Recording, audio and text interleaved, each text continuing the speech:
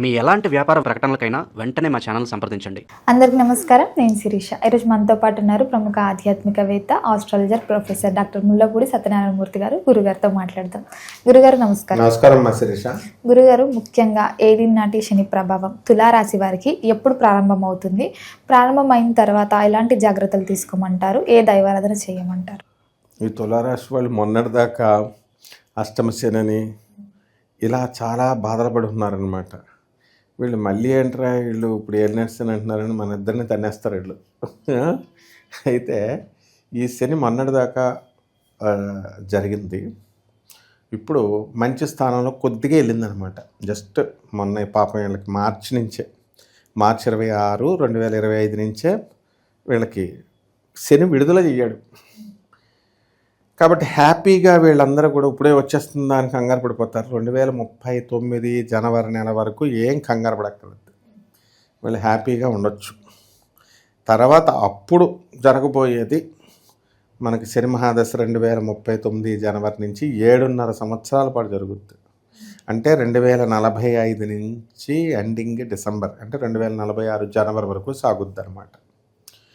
ఈ ఏలినాటి శనిలో వీళ్ళందరూ మొట్టమొదటి తెలుసుకోవాల్సింది ఏంటంటే, బాబాయ్ మాకు ఏమన్నా హాని జరుగుద్దా, లేకపోతే ఆర్థికంగా మేము డబ్బులు లాస్ అయిపోతామా, ఇల్లు కబ్జాలు అయిపోతాయా, లేకపోతే ఇల్లు ఎవరైనా తక్కువ రేట్లకు వస్తాయా, ఇలా రకరకాలుగా అనుకుంటారు.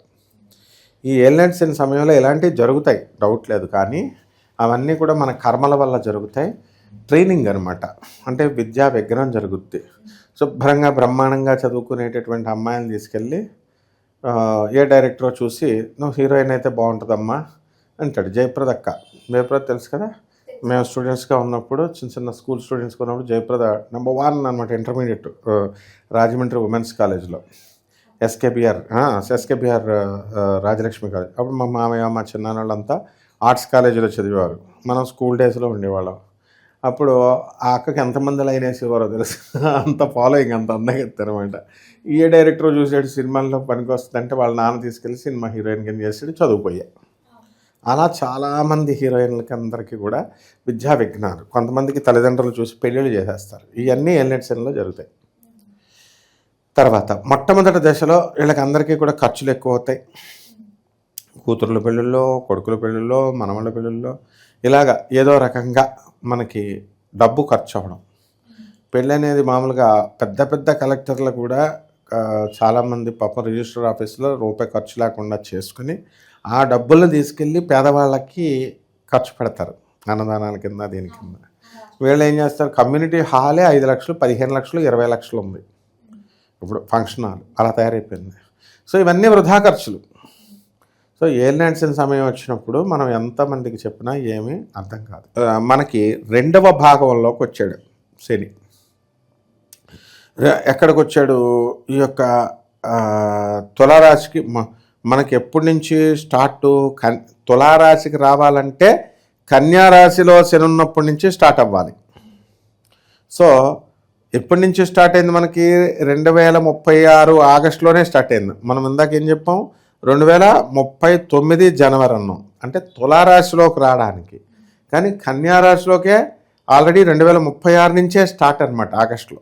అంటే ఏలినాటి శని నిజం చెప్పాలంటే 3 ఫేజెస్లో జరిగితే ఎప్పటి నుంచి భయపడ్డాము ఇవన్నీ స్టార్ట్ అయిపోతాయి అంటే 2036 నుంచే స్టార్ట్ అయిపోతాయి మొదటి దశ. తర్వాత 2వ దశ శని కన్యారాశిలో ఉన్నప్పుడు ఇందాక చెప్పిన ఫలితాలన్నీ కూడా జరుగుతాయి. ఇప్పుడు శని తులారాశిలోకి వచ్చాడు. శని తులారాశిలోకి అంటే జన్మంలోకి వచ్చాడు. జన్మంలోకి వచ్చినప్పుడు నరాల వీక్నెస్లు, తర్వాత ఓవర్ టెన్షన్లు ఫీల్ అవ్వడము, ఒక్కొక్కడు వచ్చి ఏదో చెప్పడం, కబురు గుంటె దడదడ కొట్టుకోవడము, లేదా నువ్వు రోడ్డు మీద వెళ్తుంటే భయం అనే సౌండ్, హార్న్ గట్టిగా వేయడం, భయపెట్టడం, ఇలాగా ఏదో రకంగా మనకి భయపెట్టడం అనేటటువంటిది జరుగుతుంది. తర్వాత ఆరోగ్యం బాగున్నా సరే, నాకు బీపీ ఉంది, నాకు షుగర్ ఉంది, నాకు ఇవి ఉన్నాయి, నాకు కాళ్ళు నొప్పులు వస్తున్నాయి, నాకు రిమటాయిడ్స్, ఇలా అనుకొని ఆలోచించి భయపడి ప్రతిసారి టెస్టులకు చేయించుకుంటూ ఇవన్నీ డబ్బులు దండగా మళ్ళీ నార్మల్ అని వస్తూ ఉంటాయి. సో ఈ రకంగా మానసికంగా భయం. ఏలినాటి శని అంటేనే భయం. ఏలినాటి శని దెబ్బ సరిగ్గా ఎవరో రుచి చూడలేదు కదా. ఏలినాటి శని అంటే నాకు జరిగినప్పుడు ఏలినాటి శని చంద్రుడేపు ఇలా చూసేవాడిని నేను స్టూడెంట్ అప్పుడు. ఇలా పైకి అమ్మో శనివారం వస్తుందంటే భయం వేసేది. అలా ఏంటి ఇలా నాకు ఏమీ లేదు కదా, ఎందుకు నాకు భయం వేస్తుంది అనుకుని నేను అబ్జర్వ్ చేసేవాడిని. శనివారంకే వచ్చేది ఏదో ఒక టెన్షన్.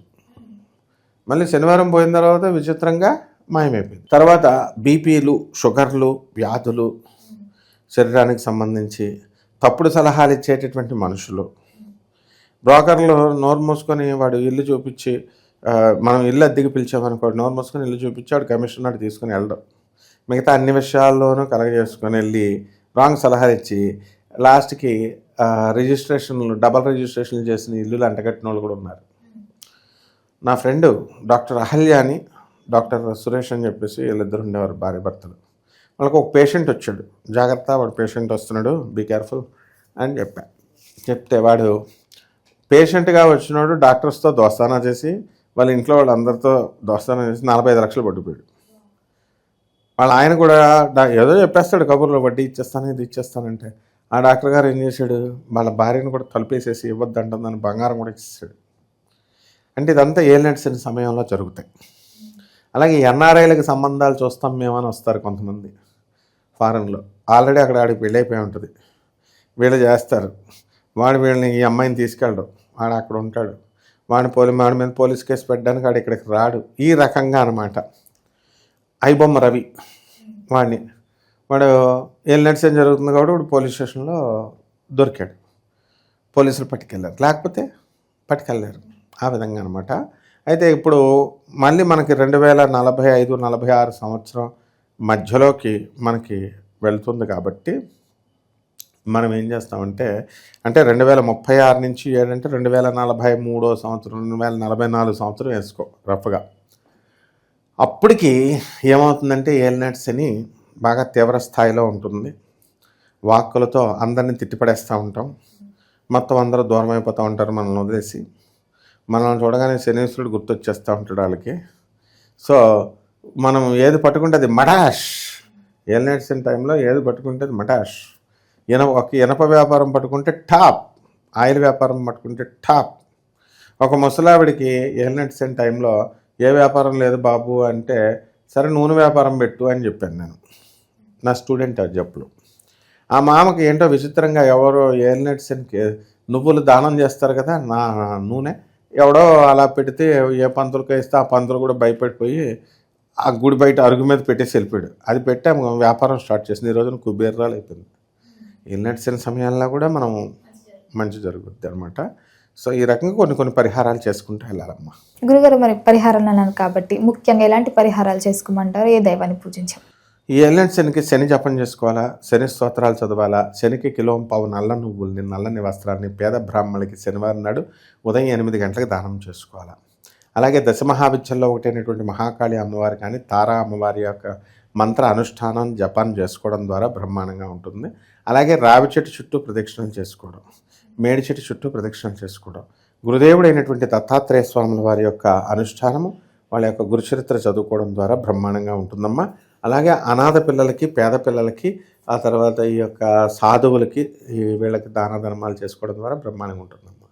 గారు, ఓవరాల్గా తులారాశి వారికి ఏలినాటి శని ప్రభావం ఎప్పుడు ప్రారంభమవుతుంది, ఎలాంటి జాగ్రత్తలు తీసుకోవాలో తెలియజేసినందుకు ధన్యవాదాలు. ధన్యవాదాలు.